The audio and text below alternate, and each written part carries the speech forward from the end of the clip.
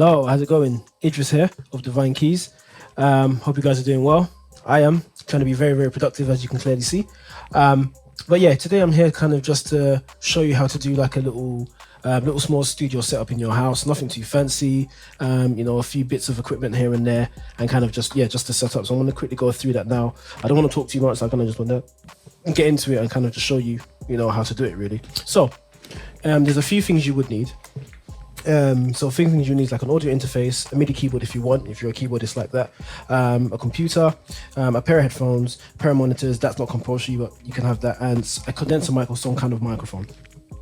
So I'll kind of just go through it now. So what I've got here is my audio interface. So I have quite a few, but anyway, so here's one. So I've got this one, which is essentially an audio interface, or I've got my main desk here, which is also a audio interface as well. And essentially what this is the brains of your computer. So this is this is what allows you to connect your instruments or your microphone to your computer. Okay, so from there that connects to the computer via a USB cable. So I've got that here. Another thing you need is some cables, because one of the things that people tend to forget is actually, if I'm gonna do stuff at home, I need a cable. So as I said, you've got a computer, you've got your audio interface, and it could be any interface. This one is like a 6 input. To be fair, I don't really use those. I tend to use these ones the most. I've got a headphone output on it. I've got a stereo out, and I'll show you how I will connect that to my speakers, and then all the different connections. I've got an XLR cable. If you look at here, you define it as, you got the female end here. You got the male end here. For obvious reasons, you can tell why that is. Then you've got, I've got here jack to jack cables, or 1/4 inch jacks, which I'm going to use to connect from here to my speakers, but I'm going to do something slightly different. So that's the cables you need. So you've got a USB cable, which goes from your audio interface to your computer. And you've got a XLR cable, which goes from your microphone to your audio interface, and then the cable. So I'm going to quickly set that up and then kind of show you how I do that. So the first thing I tend to do is, if I'm going to connect my audio interface, I'll get a USB cable, and it could be any kind of printer cable, like even it's a normal standard printer cable. USB 3 might be nice because it kind of transfers data faster, but I'm going to connect this. So I've got a connector at the back, so I just connect that. And actually, most audio interfaces don't need power. The computer will power it. If you've got one of these computers where it's only got I forgot what this is called. Oh, USB-C, I believe. Yeah. If it's got one of those, you need to get an adapter that allows you to kind of plug in normal USB. So I've got one of those adapters. I'll plug this in here. There we go. Now, once you see, so I've plugged that in, and once I turn the power button on here, you'll see that turns on. So this is now functioning. It's not working, but because I'm connecting other stuff, I'm going to turn it off and connect it on after. Next thing I'm going to do is then connect my speakers. Because I've already got my speakers connected a particular way, I'm not going to connect to my speaker. I'm going to connect it to my other desk, which will kind of simulate as if I connected to my speakers. But when you're doing this, you'll probably just connect this to your speakers. You can get really simple speakers like this PreSonus here. You've got this PreSonus, really, really good at about £90 on Amazon. Really, really good reference speakers, and they're very good in terms of hearing your music, and it's got a flat EQ response. So what I might do is put that in the link so you can have a look at that. But anyway, keep it moving. So I've got left output here. So left, which is obviously going to go into the left side of my desk, which again is going to simulate. It's going to simulate as if it's going into the left side of my speaker. And I've got this jack to jack here. To be fair, you might not need this section, but if you have the speakers, this is how you would connect it. So I've now connected. Oh, that was close. Connected. Whoa, right here. So I've got R right. So this is the stereo output, and then I'll connect that to this right side of my speaker, which I've got here. Cool. So that's connected. Next thing I might do is to decide to connect my headphones, which is actually very good because this is something that you might monitor with. So here I've got my headphones input there, which says input, so I'm sure you can see it. It says input, the headphones with a little symbol, and I'm just going to plug it in there. There we go. Keeping it simple, well, as much as I can. And then that's it. And then the last thing I want to do is then connect my microphone. So my microphone is here. This is the microphone I've got. And then I'm just going to connect this to the audio interface. So here I go. Okay, I'm wrapping my cables in that. Okay, so I'm plugging it in. So I've got the female end plugging into the male end, clipped in, and then I've got the male end plugging into the female end of the audio interface. Now the interesting thing with this audio interface, which is what you may have as well, is you've got something called a combi input. So you can either put a jack in it, so I jacked out a 1/4 inch jack. If you can see the circle, you plug it straight in. Let's see if I've got a spare one to hand. I'll just plug it in for you. Yeah, actually I'll use the headphone just for an example. So look at that, I can plug that in. Obviously, like, so I can plug a guitar straight in or a keyboard straight in, or I have a 3-pin, the male end of XLR, and I plug that straight in, and then that gives me my, you know, my microphone being able to signal. So I'm now going to turn this on, so we can then see how this works.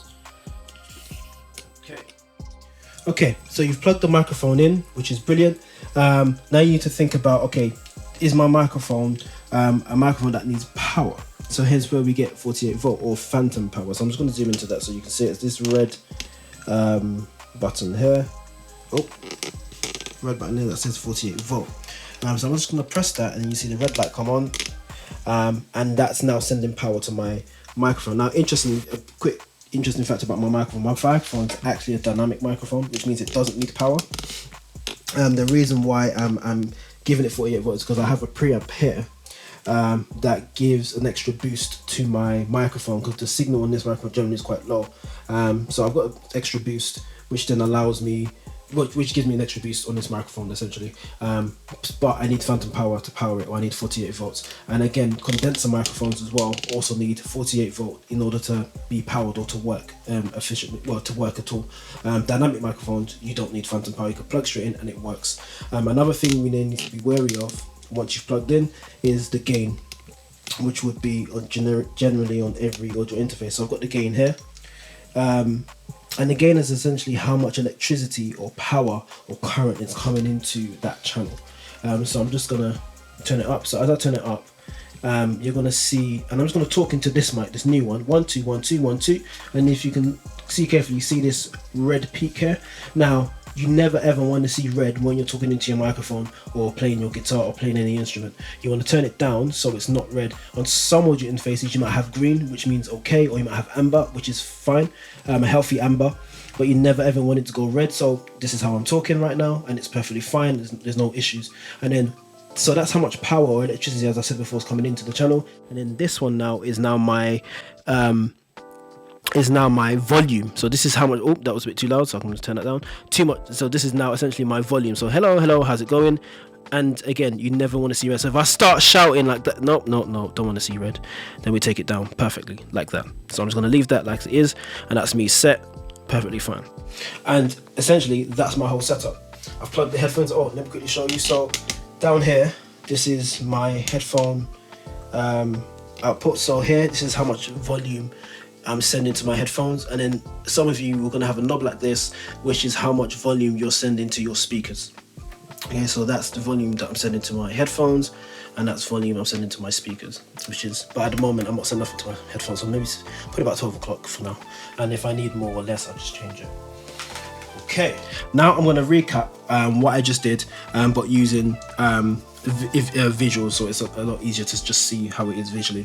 What I'm going to do is switch off my headset mic and then go to the new mic I've just set up, and hopefully my video should now sound like this forevermore. Just switch in right now so you can hear the difference. Hello, 1 2. Can you hear that? Massive difference, right?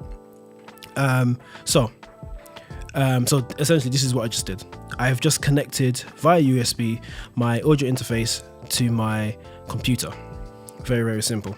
If you notice, the signal back and forth, because it's sending signal back and forth, so it's not just going one way, it's going computer to audio interface to computer, it's going back and forth.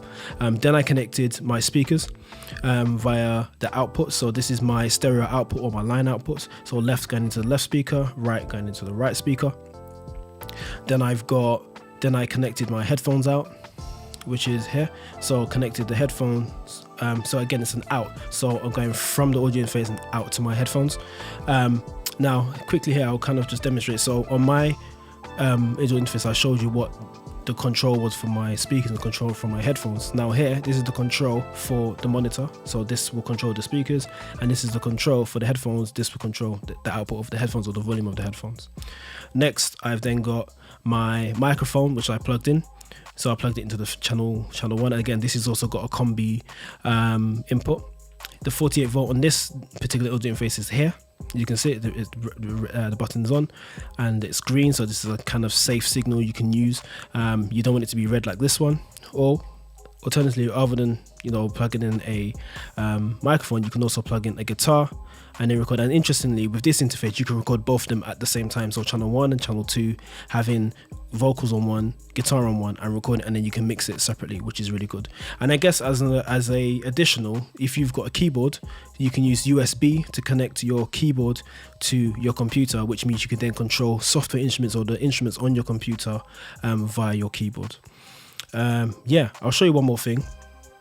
Make sure your computer is getting the signal, in and out signal from your audio interface. So you go to Apple, and if you're using a PC, obviously you go to your sound preferences, wherever that is, and then you go to system preferences here, you click on sound, and then you go to output and just make sure it's synced. So for me, I've got 2 connected, but I want the output to come from this Soundcraft Signature 12. So I've selected that, and I want my input to also come from this Soundcraft Signature 12, and that's what I've selected. So which means when I'm recording, the computer is taking the record signal from the audio interface, and when it's playing out, it's playing the signal out of the audio interface, and that's essentially what it is. If I change this here, that means that this would mean it's taking the signal from the laptop. This would mean it's taking the signal from the audio interface. Excuse me. So yeah, I hope that makes sense. So that's basically it. I hope that's simple enough for you to follow, but yeah, stay tuned for my next video, where I will kind of show you how you now use Audio with this. And Audio stands for Digital Audio Workstation, so like Logic Pro or GarageBand if you're Apple users, and I will just show you kind of how you would set up your computer or your DAW to be able to record. I hope that makes sense. I look forward to hearing from you guys again. Another thing is like and share, subscribe, please. Share it around. If you know anyone that wants to just learn this simple stuff, share it with them and let them learn. We're all here to learn. All right, take it easy, and I'll catch you later.